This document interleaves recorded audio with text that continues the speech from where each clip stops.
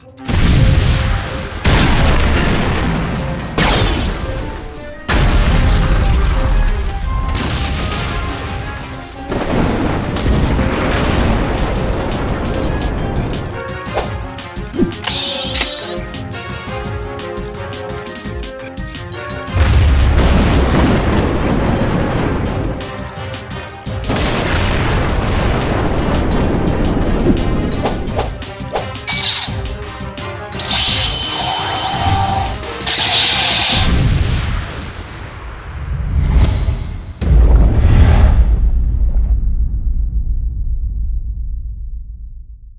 guys, I'm Good25 and R29234. With episode 105 Ninja Review. Today we have the Power Rangers Turbo, the Turbo Mix, aka the RV Robo from Gexo Sentai Car Rangers. Red Lightning, Mountain Blaster, Desert Thunder, Dune Star, Wind Chaser.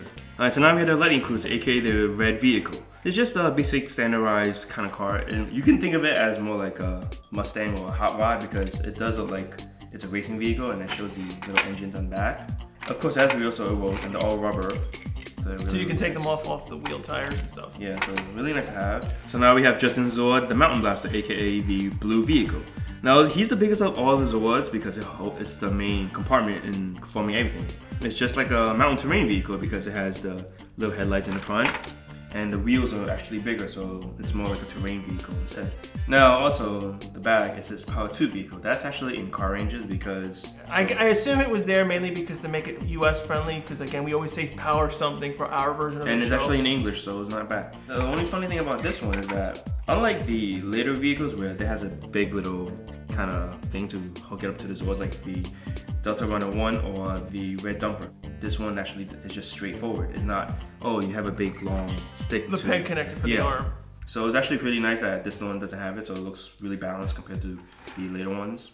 And overall, it's like it has the nice little headlights here, so it's pretty cool. Alright, so now we have Adam's Desert Thunder. This one is mainly much you could say looks like an SUV, just smaller. The thing I particularly don't really like is how the windshield extends all the way up. It doesn't really look right that way. It doesn't really. It just like goes straight up. It looks like you can look it up at. It's like in a regular car, you don't have this, and it looks just odd. The wheels are nice, you know, but sadly, all the vehicles after Tommy's, they don't have rubber wheels. They all have just plastic wheels, so it's kind of a downside. Overall, it has a really nice look to it. It does have the car windows, and even on the back, it shows the headlights. So now we have the Doomstar, or the yellow vehicle. This one is just like same thing as almost like Greens, but it just has a little different kind of window-ish thing, but overall, still has the same exact shape thing. front. Yeah. It's still the same shape, and it forms a leg. It has of course, the nice little details on the back. So now we have Catherine's Wind Chaser, or the pink vehicle. Now this one doesn't really look like it's pink because it's mostly all white and black, but I guess with the stickers it makes it pink. This is actually the second smallest to the red vehicle, and mainly much it forms the arms. It can split. Now the only thing I don't like is that there is no back. Yes, so you have the gap from the separation. So you have a little cross gap because it can separate, but overall it's pretty nice. The vehicle is really small. It actually reminds you of just a regular car vehicle, like where you put a family car in.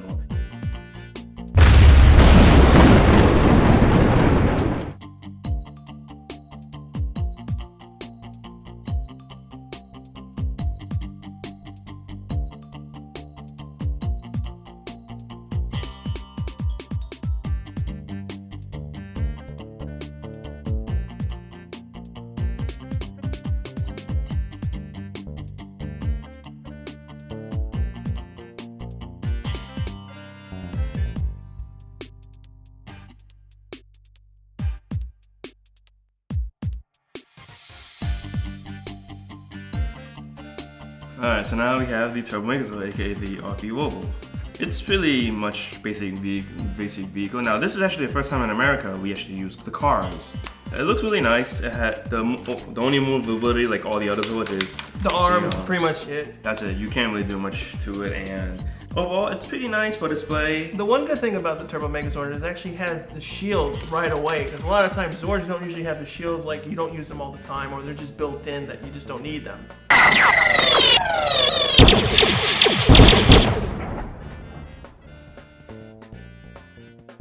Alright, so alteration wise, we kept mostly a lot of things from the original Japanese. The main difference is the chrome you see on green and yellow were kept.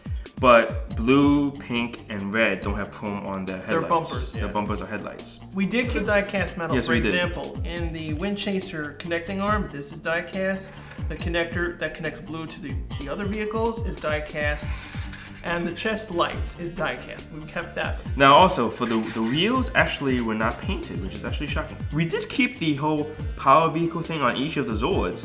The only difference is that we never painted them. That's like the only difference. Yeah, and then we also didn't paint in the hubcaps themselves either. Chrome was also removed from the bike racks on Dune Star and Desert Thunder, Wind Chaser's rear bars, and Red Lightning's back engines. The sword also was changed because the handle is supposed to be chromed, but they never kept the chrome. The shield actually surprisingly was kept to the same thing. The original thing. We kept the chrome here. Now the fun thing is that the bootleg version of the Turbo Megazord, this is actually gold, and they kept more of the chrome than the official one. It looks bad, but this actually looks better than the official one. The stickers are the same. They didn't stickers change are complete. Since everything was in English friendly, they kept them and left them alone. Even the symbol, even the numbers were the same. You know, there was not much different to it.